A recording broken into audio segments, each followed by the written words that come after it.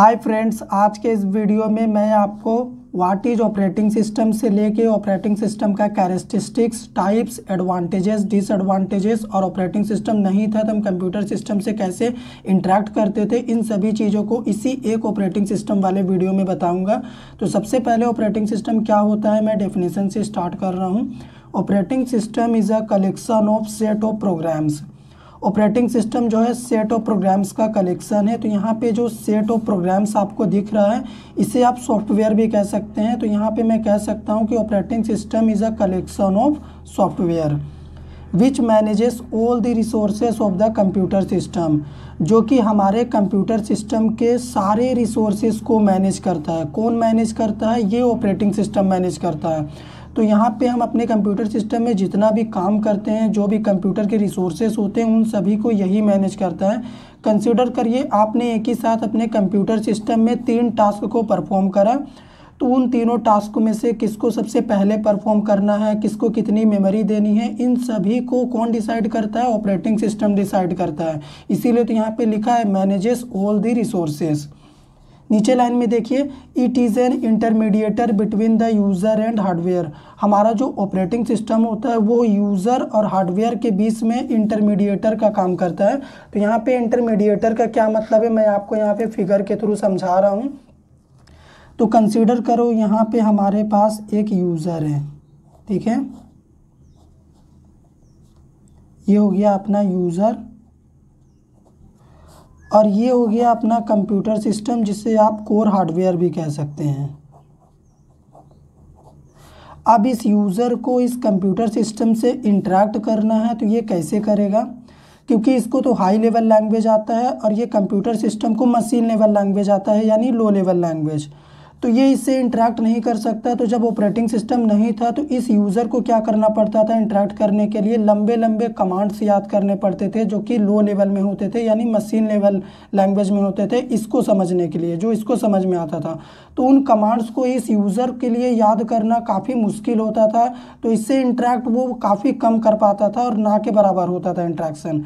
लेकिन जब हमारा ऑपरेटिंग सिस्टम आ गया तो ऑपरेटिंग सिस्टम के आने से क्या हो गया कि ऑपरेटिंग सिस्टम आप भी जानते हो हमें GUI स्क्रीन प्रोवाइड करता है, जहाँ पे आप एक क्लिक में फाइल क्रिएट कर सकते हो, फोल्डर बना सकते हो, किसी भी काम को बहुत ही आसानी से कर सकते हो।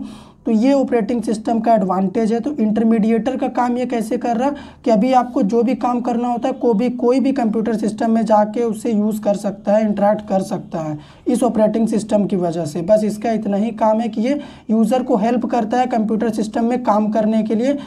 ऑपरेटिंग सिस्टम क्या करता है, यूज़र के जो हाई लेवल लैंग्वेज होता है वो उसको लेता है और कंप्यूटर सिस्टम को ट्रांसलेट करके मशीन लेवल लैंग्वेज में देता है।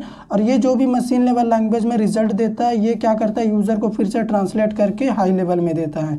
तो बस ये हो गया, ऑपरेटिंग सिस्टम नहीं था और होने पे हमें क्या एडवांटेज मिला। अभी नीचे देखिए मैंने आपको लिखाया है कैरेक्टरिस्टिक्स। तो ऑपरेटिंग सिस्टम का विशेषता क्या है, यानी कैरेक्टरिस्टिक्स।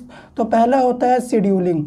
शेड्यूलिंग का यहाँ पे क्या मतलब होता है कि ऑपरेटिंग सिस्टम के पास शेड्यूलिंग का मैकेनिज्म होता है। मतलब आप मान लीजिए आप बहुत सारे टास्क को अपने सिस्टम में परफॉर्म करा रहे हैं, तो किस टास्क को कैसे शेड्यूल करना है, कैसे मैनेज करना है, किसको पहले करना है, कितनी मेमोरी देनी है, इन सभी में शेड्यूलिंग डिसाइड करता है, ठीक है, इन सभी टास्क को।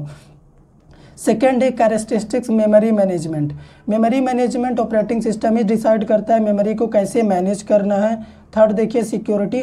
ऑपरेटिंग सिस्टम हमें कुछ सिक्योरिटी भी प्रोवाइड करता है, जैसा आप अपने सिस्टम में चाहे तो पासवर्ड भी लगा सकते हैं। कोई फाइल फोल्डर क्रिएट किए हैं तो आप उसमें भी सिक्योरिटी लगा सकते हो। तो वो कौन प्रोवाइड करता है? ऑपरेटिंग सिस्टम प्रोवाइड करता है।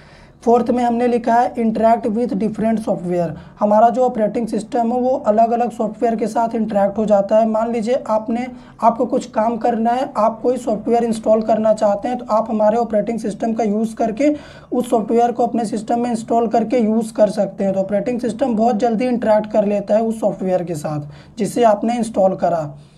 फिफ्थ नंबर पे है डिवाइस मैनेजमेंट। डिवाइस को भी यही मैनेज करता है, ऑपरेटिंग सिस्टम भी कैसे हैंडल करना है, हार्डवेयर सॉफ्टवेयर इन सभी को यही मैनेज करता है। फाइल मैनेजमेंट, फाइल को भी यही मैनेज करता है। तो ये सभी चीज़ें हो गई अपना कैरेक्टरिस्टिक्स ऑपरेटिंग सिस्टम का। इसमें अभी एरर डिटेक्टिंग भी आता है, इन सभी के जैसे और भी हैं, पर ये बेसिक होता है। टाइप्स में देखो ऑपरेटिंग सिस्टम कितने टाइप्स का होता है। पहला होता है batch operating system, second time sharing operating system, third में डिस्ट्रीब्यूटेड ऑपरेटिंग सिस्टम, फोर्थ में नेटवर्क ऑपरेटिंग सिस्टम और लास्ट देखिए रियल टाइम ऑपरेटिंग सिस्टम। अगर आप चाहते हैं कि इन टाइप्स के ऊपर मैं एक सेपरेट वीडियो बनाऊं तो मुझे कमेंट करके बताइएगा, मैं इन सभी टाइप्स के ऊपर एक सेपरेट वीडियो बनाऊंगा। अभी मैं आपको ऑपरेटिंग सिस्टम का एडवांटेजेस और डिसएडवांटेजेस बता रहा हूँ। फर्स्ट एडवांटेज देखिए ऑपरेटिंग सिस्टम का क्या है। Operating system provides a GUI interface for the users.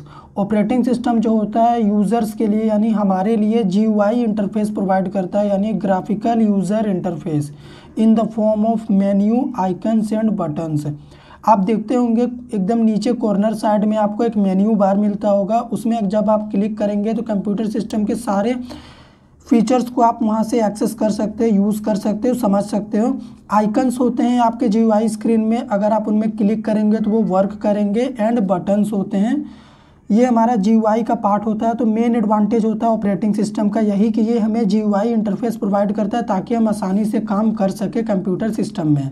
Second advantage क्या है, operating system also allow us to sharing the resources with other users.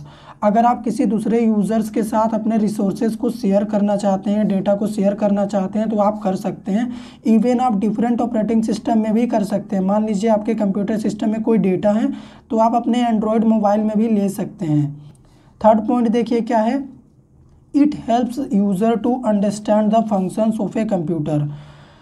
Operating system क्या करता है, यूज़र को हेल्प करता है कंप्यूटर के बेसिक फंक्शंस को अंडरस्टैंड करने के लिए, यानी समझने के लिए। आप चाहें तो कंप्यूटर सिस्टम का फंक्शन को ही कंप्यूटर सिस्टम में ही समझ सकते हैं। किसकी मदद से, ऑपरेटिंग सिस्टम की मदद से।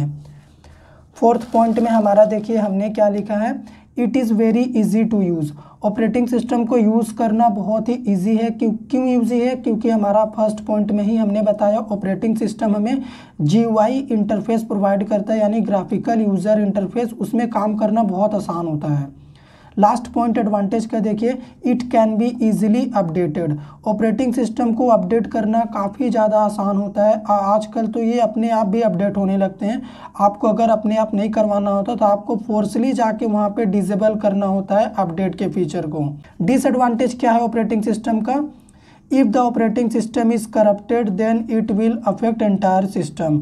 अगर आपका ऑपरेटिंग सिस्टम करप्ट हो गया तो आपका एंटायर सिस्टम अफेक्ट कर जाएगा and the computer system will not work.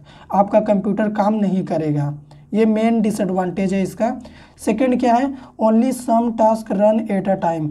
आप अपने ऑपरेटिंग सिस्टम में केवल कुछ काम को ही एक साथ कर सकते हैं, यानी मल्टीटास्किंग तो आप कर सकते हैं, लेकिन ऑपरेटिंग सिस्टम में करने के लिए हज़ारों काम है, लेकिन उन हज़ारों में से आप 10-20 काम को ही एक साथ कर सकते हो, सभी को नहीं कर सकते। तो इस वीडियो में मैंने आपको बताया कि ऑपरेटिंग सिस्टम क्या होता है, उसका फीचर्स क्या है, कैरेक्टरिस्टिक्स, एडवांटेजेस, डिसएडवांटेजेस। अगर आपको वीडियो सच में पसंद आया हो, अच्छा लगा हो तो हमारे वीडियो को लाइक करिए, शेयर करिए, चैनल पे नए हैं सब्सक्राइब कर दीजिए।